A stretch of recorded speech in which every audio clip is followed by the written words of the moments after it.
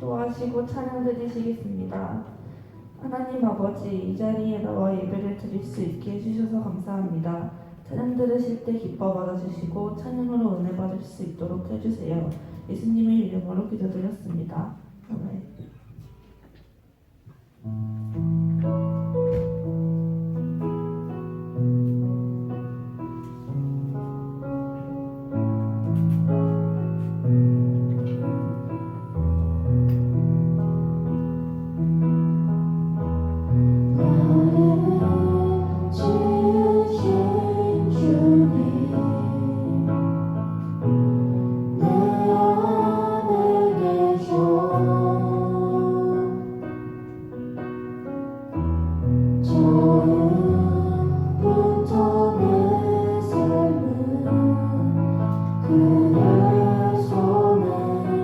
나를 지으신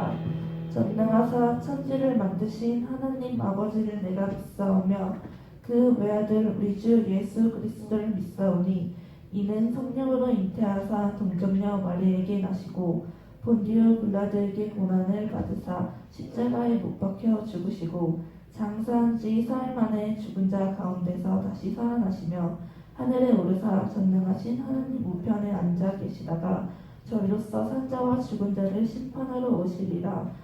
성령을 믿사오며 거룩한 공회와 성도가 서로 교통하는 것과 죄를 사하여 주시는 것과 몸이 다시 사는 것과 영원히 사는 것을 믿사옵나이다. 아멘.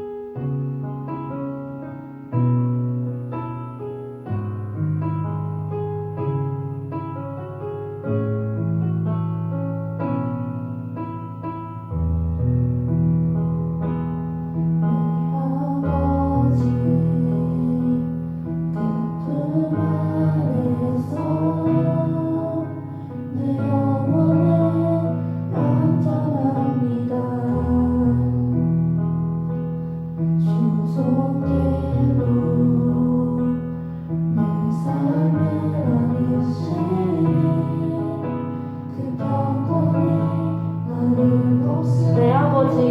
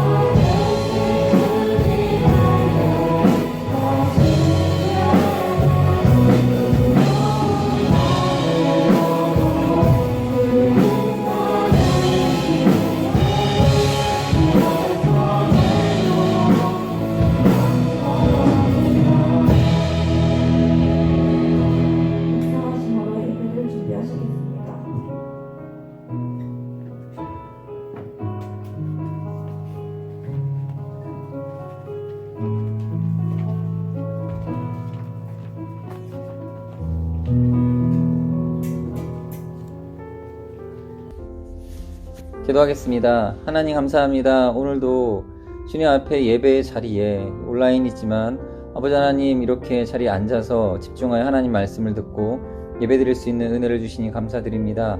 예배드릴 때에 주님 우리의 마음 중심을 받으시고 오늘도 말씀 들으면서 하나님의 뜻을 귀 기울이고 헤아려 하나님 아버지 앞에 기쁨이 되어지는 그런 저희들 될 수 있도록 인도해 주세요.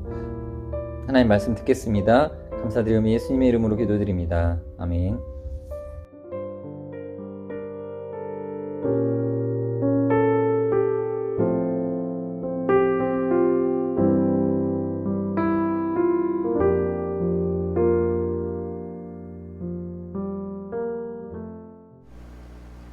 출애굽기 20장 12절 말씀. 네 부모를 공경하라. 그리하면 네 하나님 여호와가 네 준 땅에서 네 생명이 길리라. 아멘.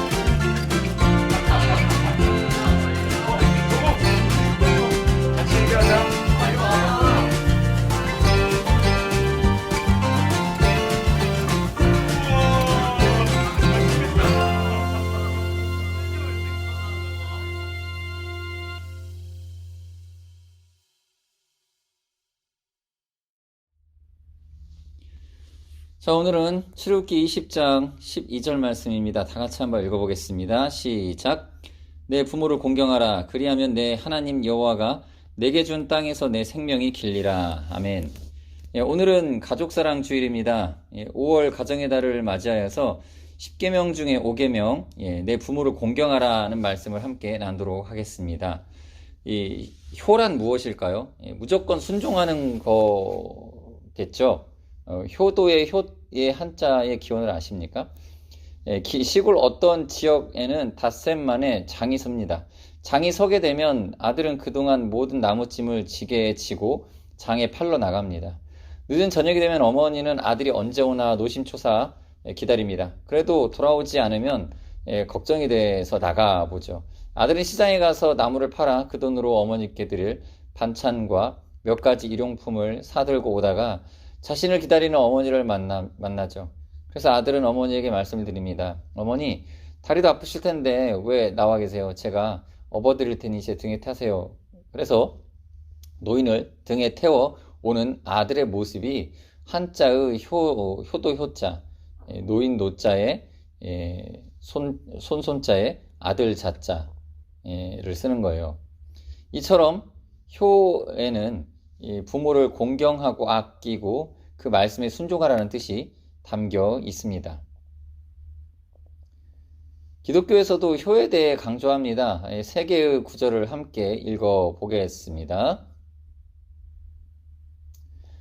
내 부모를 공경하라. 그리하면 내 하나님 여호와가 내게 준 땅에서 내 생명이 길리라. 자녀들아, 주 안에서 너희 부모에게 순종하라. 이것이 옳으니라. 자녀들아, 이 모든 일에 부모에게 순종하는 이는 주 안에서 기쁘게 하는 것이니라. 자, 어쩌면 이 말씀으로 여러분의 부모님들 얼굴이 환해지고 반대로 여러분은 어떤 고민이 생기게 될 겁니다. 왜냐하면 부모님을 공경해야 하는 걸 알지만 모든 일에 순종하는 건 쉽지 않기 때문입니다. 또 자녀 입장에선 무언가 일방적으로 강요당하는 듯한 느낌을 받게 되지 않습니까? 그러나 이건 오해입니다. 모든 일에 순종하는 건 방향성을 말하는 거예요. 지금 당장이 아니어도 평생 만들어가는 성화의 과정으로 생각하면 됩니다. 그리고 일방적이지도 않아요. 하나님의 말씀은 부모는 섬김으로 사랑을 표현하고 자녀는 순종으로 사랑을 표현하는 것이죠. 어느 한쪽으로 일방적으로 하는 게 아닌 함께 이루어가야 하는 것입니다. 그래서 에베소서 6장 1에서 3절은 자녀가 부모 순종에 대하여서, 또 4절은 부모가 자녀에게 순종해야 함을 말하고 있습니다. 그런데도 이 순종이라고 하는 게 참 어렵습니다. 왜 그럴까요? 내가 주인이 되고자 하는 죄의 본성 때문이죠. 우리는 사춘기를 보내고 있습니다. 부모님과 나 사이에 갈등의 주 원인이 무엇일까요?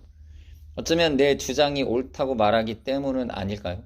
하나님의 말씀은 우리에게 단호하게 이야기합니다.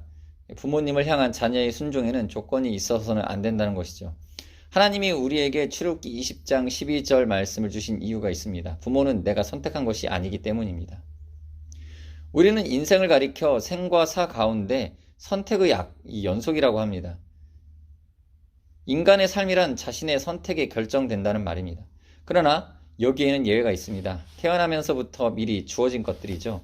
예를 들어 이런 것입니다. 대한민국 국적을 가진 것, 남성과 여성으로 정해진 것, 이러한 것들은 우리의 노력으로 얻은 것이 아니라 자연스럽게 지니게 된 것입니다. 부모와 형제도 마찬가지입니다. 이건 인간의 힘으로 바꿀 수 없습니다. 하나님이 결정해 주신 것이기 때문입니다. 근데 참 신기한 것은 자녀가 부모를 닮은 모습으로 태어난다는 사실이죠.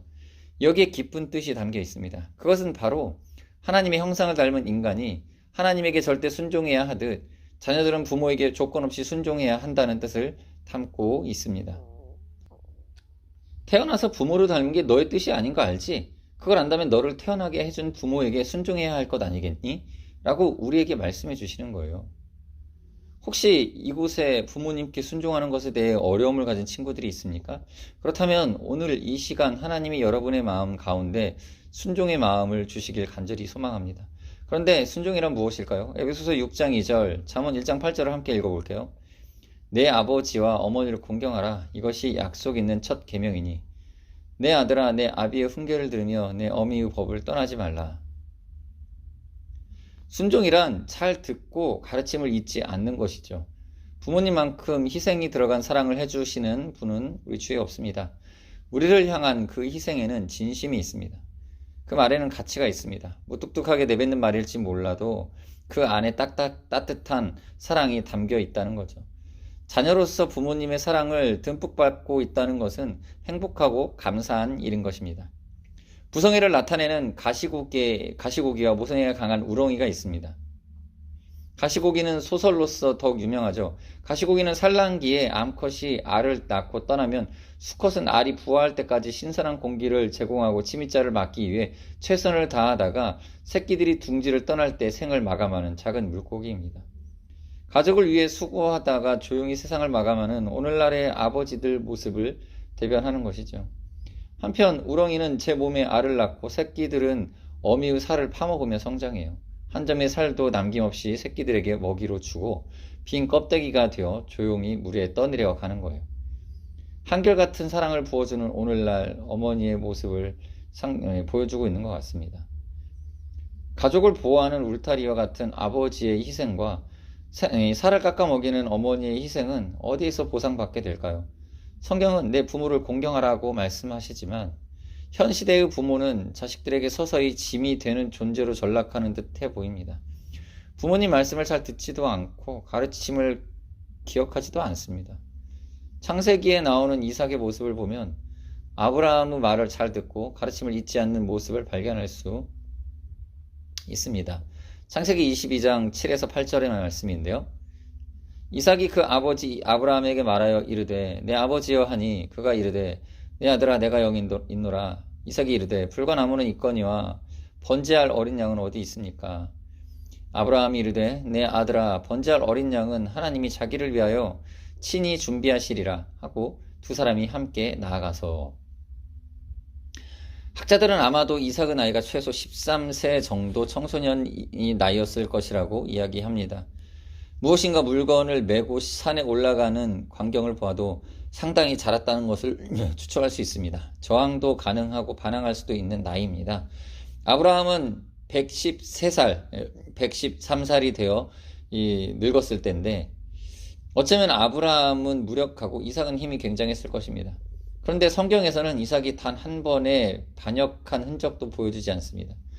죽음의 위기 앞에서조차도 끝까지 아버지 아브라함 앞에 순종적인 모습으로 제단에 눕습니다. 어떻게 이러한 모습이 가능했을까요? 이삭은 아브라함의 절대 순종을 보았기 때문입니다. 이삭은 그동안 아버지에게서 하나님과 부모님께 순종하는 삶에 대해 교육받았을 겁니다. 순종은 이삭처럼 말씀을 듣는 거죠. 여러분은 부모님이 무슨 말씀을 하시면 아무리 옳은 말이라 할지라도 싫어 됐어 왜 그래 할 때 있죠. 그런데 그런 소리를 듣는 부모님의 마음은 어떨까요? 연세가 들수록 더 많이 소외된 기분을 느끼고 슬프고 외로워하시죠. 존재감마저도 크게 상실하는 느낌을 받으시곤 합니다. 그런데 부모의 말씀을 들어드릴 때에 이 모든 외로움과 소외감이 다 사라지게 된다고 하죠. 오늘 가족사랑 주일입니다. 이번 한 주만이라도 부모님의 말씀에 대꾸하고 저항하기보다는 우선은 듣고 수용하려고 노력하는 시간이 되길 바랍니다. 부모님은 자녀가 자신의 말을 잘 들어주고 지키려 할 때 가장 행복하시기 때문입니다. 목자의 마음이라는 책이 있습니다. 그 책에 이런 내용이 적혀 있어요. 인간은 이기적인 존재라 자기에게 유익이 되지 않으면 하지 않는다. 네, 맞습니다.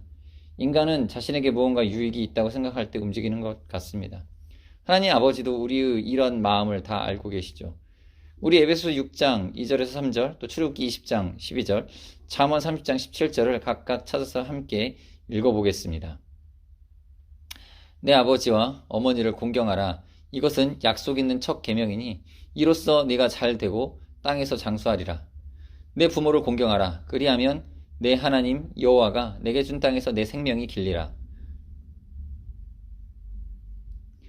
아비를 조롱하며 어미 순종하기를 싫어하는 자의 눈은 골짜기의 까마귀에게 쪼이고 독수리 새끼에게 먹히리라. 하나님의 말씀도 일맥상통합니다. 부모에게 순종할 때 주시는 하나님의 복과 그렇지 않을 때의 저주가 있습니다. 하나님이 부모를 공경할 때 주시는 복은 잘되고 장수하는 복입니다. 이뿐 아니라 자녀가 부모를 공경하는 가정엔 행복과 평화가 가득 넘치죠. 비록 물질의 번영이 따르지 않을 수도 있겠지만 마음이 평안하고 화목하죠. 하나님은 우리에게 복 주시기를 원하는 분이십니다. 그렇기 때문에 우리에게는 부모님이 필요하죠. 이것이 성경의 진리입니다. 부모가 필요하지 않는다라는 생각이 드는 순간 아마도 그 어느 때보다 자녀에게 부모님이 더 절실히 필요할 때일 수 있습니다. 유치원 때는 부모님 없는 삶을 생각할 수조차 없죠. 그때는 먹여주고 돌봐주고 이끌어줄 누군가 반드시 필요합니다. 그러다가 초등학교에 들어가면 잘 모르겠지만 나 스스로 이 일을 할 수 있을 것 같아. 친구들이 조금 더 중요해라는 생각이 그런 생각이 들 때가 있습니다. 들기도 하죠. 그리고 나서 청소년이 되면 부모님과 내가 필요한 관계인지 모르겠어 라고 생각하기에 이르게 됩니다. 그런데 오히려 그 순간이 사랑해주고 적절한 한계를 정해주며 충동에 이끌리지 않도록 보호해줄 부모님이 어느 때보다도 더 절실하게 필요한 시기임을 우리는 깨달아야 합니다. 그러므로 이 부모님을 통해 삶의 지혜를 깨닫고 인생의 방향을 정하고 모든 영역에서 질서를 바로 세워갈 수 있는 거죠. 그렇게 제5계명의 말씀을 마음에 새기고 부모님의 말씀에 순종하는 것이 부모를 공경하는 것임을 알고 오늘 부모님의 말씀에 네 알겠어요 라고 따르는 우리 학생들이 되기를 소원합니다. 끝으로 부모님께 공경의 본을 보이신 예수님의 모습을 되뇌이며 말씀을 정리합니다. 예수님은 완전하셨고 예수님의 부모는 불완전했지만 그런데도 예수님은 부모에게 기꺼이 복종하셨습니다. 우리는 예수님의 복종을 통해 배워야 합니다. 예수께서 함께 내려가사 나사렛에 이르러 순종하여 받드시더라. 그 어머니는 이 모든 말을 마음에 두니라. 아멘. 어머니 마리아의 심정을 충분히 이해할 수 있습니다. 만일 자녀들이 부모에게 순종한다면 부모님도 그 모든 것을 마음에 소중하게 간직하실 겁니다. 성삼위 하나님 중 모든 것에 완전하신 예수님이 모든 일에 부모에게 온전히 복종하셨습니다. 우리 예수님은 마리아나 요셉이 시키시는 일을 빠짐없이 실행하셨습니다. 예수님은 부모님을 공경하고 순종하셨어요. 예수님을 믿는 우리도 부모를 공경하고 순종하십시다. 예수님이 본을 보이셨으니까요. 그런 가족사랑 주의를 보내는 우리 모두가 되기를 축복합니다. 시행같이 기도하겠습니다. 오늘 주일입니다. 우리 부모님을 위해서 우리 부모님 건강하시도록 또 우리 가족들을 위해서도 그런 기도로 같이 기도하시고 우리 자신의 믿음과 이번 한 주간의 가정의 화평과 또 화목을 위하여서도 기도하는 시간 갖도록 하겠습니다. 같이 기도하십시다.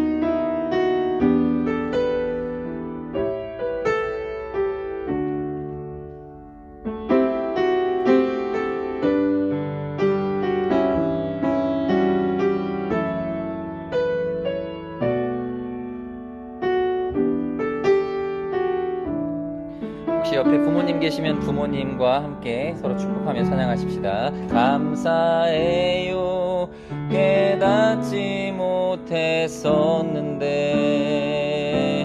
내가 얼마나 소중한 존재라는 걸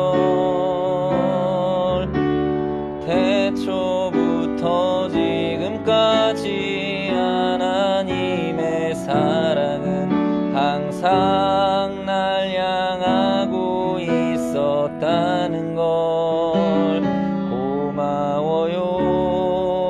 그 사랑을 가르쳐준 당신께 주께서 허락하신 당신께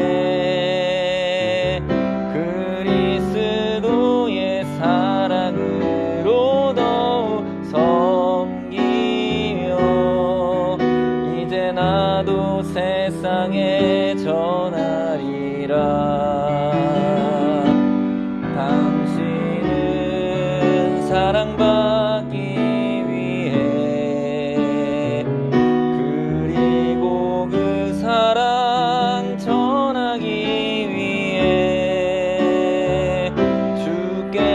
주께서 택하시고 이 땅에 심으셨네. 또 하나의 열매를 바라시며 당신은 사랑받기 위해 사랑받기 위해 그리고 그 사랑 전하기 위해 주께서 택하시고 이 땅에 심으셨네. 또 하나의 열매를 바라시며. 하나님 감사합니다. 우리에게 이 귀한 부모를 허락하신 하나님, 우리가 그 부모님을 통하여서 하나님의 사랑과 은혜를 많이 받습니다. 또한 우리 가족들을 생각해 봅니다. 아버지 하나님, 우리 가족이 이번 한 주간도 또 한 달도 이 올 한 해도 건강케 하시고 주님 안에서 평안케 하여 주시옵소서. 또 하나님, 우리 부모님과의 관계 속에 좀 어려움 겪고 있는 친구들도 있습니다. 하나님, 좋은 인간관계로 회복할 수 있도록 도우시고 인도하여 주시옵소서. 예수님의 이름으로 기도드립니다. 아멘. 이제는 우리 주 예수 그리스도의 은혜와 하나님 아버지의 크신 사랑하심과 성령님의 교제교통 위로하심이 부모를 공경하고 하나님 아버지께 영광 돌리기를 소망하는 우리 학생들 위에 이제부터 영원토록 함께 있을지어다. 아멘.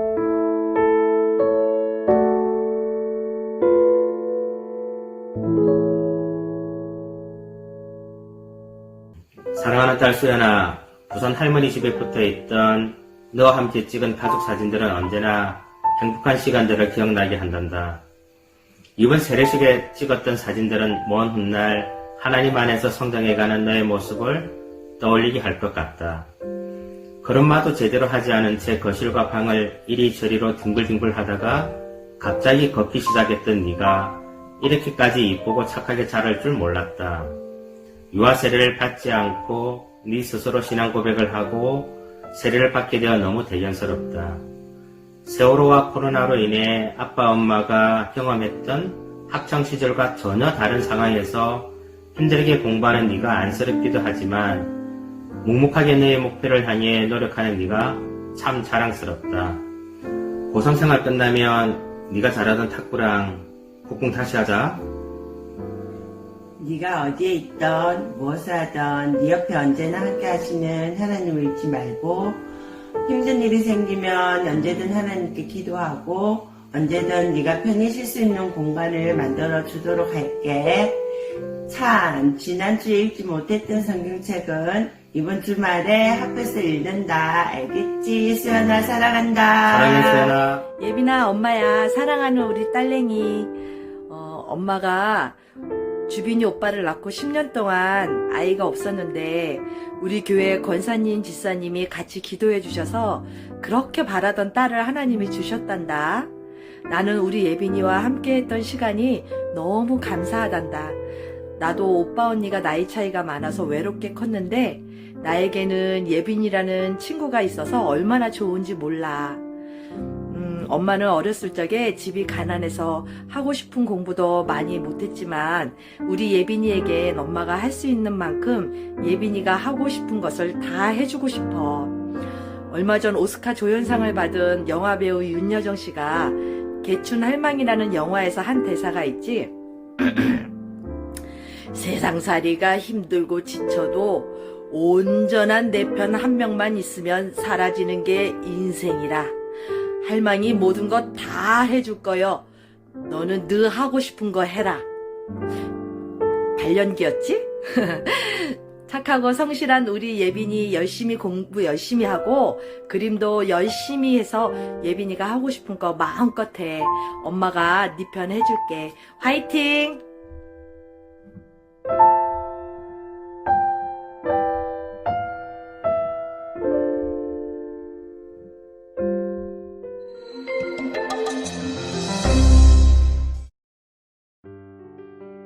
그 누구도 부모가 없이 태어난 사람은 없을 것입니다. 하나님은 부모를 통해 한 생명이 태어나게 하셨습니다. 아기는 부모의 돌봄을 받으며 자라나게 됩니다. 한 아기가 처음 만나게 되는 인간 관계의 시작은 바로 가정입니다. 그리고 이 가정은 하나님이 이미 창조 때부터 결혼관계를 통해서 한 몸을 이루게 하사 세우셨던 것입니다. 하나님은 10계명의 제5계명에서 부모를 공경하라고 말씀하십니다. 10계명은 하나님의 백성이 어떻게 살아야 하는지에 대한 말씀입니다. 10계명의 첫 번째부터 네 번째 계명은 하나님을 향한 계명이며 5번째부터 10번째 계명은 사람을 향한 계명입니다. 그런데 사람을 향한 계명의 첫 번째인 5계명이 바로 부모 공경입니다. 내 부모를 공경하라. 그리하면 내 하나님 여호와가 내게 준 땅에서 내 생명이 길리라. 공경이란 무슨 의미일까요? 공경은 히브리어로 카베드입니다. 카베드는 무겁다는 의미로서 어떤 것을 가볍게 여기지 않고 중요하게 여긴다는 말입니다. 여기서 공경이라는 의미가 생기게 되었습니다. 그래서 부모 공경은 부모님을 가볍게 여기거나 무시하지 말고 부모님의 말씀을 신중하게 듣고 순종하는 자세를 말해줍니다. 성경에서는 공경이라는 말을 하나님과 부모님 외에는 사용하지 않습니다. 그만큼 부모님을 공경하는 것은 중요한 일입니다. 왜냐하면 부모님을 공경하면서 우리의 아버지 되신 하나님을 공경하는 방법을 배워가기 때문입니다. 하나님은 부모를 공경하는 사람에게 복을 주시겠다고 약속하셨습니다. 그러나 때때로 부모님을 공경하는 것이 너무나 어렵게 느껴질 때가 있습니다. 부모님이 너무 바쁘셔서 우리를 이해해주지 못하거나 너무 화가 나서 험한 말을 하거나 억지로 힘든 일을 요구할 때도 있습니다. 그러나 우리가 기억해야 할 점은 부모님도 역시 우리와 같은 사람이라는 것입니다. 부모님은 우리보다 연세가 많으시고 어른이시지만 실수도 하고 연약함도 가지고 있습니다. 그렇기 때문에 우리 모두에게 하나님이 필요한 것입니다. 하나님은 우리 가정의 진정한 주인이 되십니다. 부모님과 자녀가 모두 하나님의 말씀에 귀 기울이며 순종한다면 하나님이 기뻐하시는 가정이 될 것입니다. 이 시간 잠시 나의 부모님을 생각하며 감사하는 시간을 가져봅시다. 말씀에 순종하기 너무 어렵다면 아버지 되신 하나님께 나아갑시다. 하나님이 우리를 지켜주시고 도와주시겠다고 약속하셨습니다.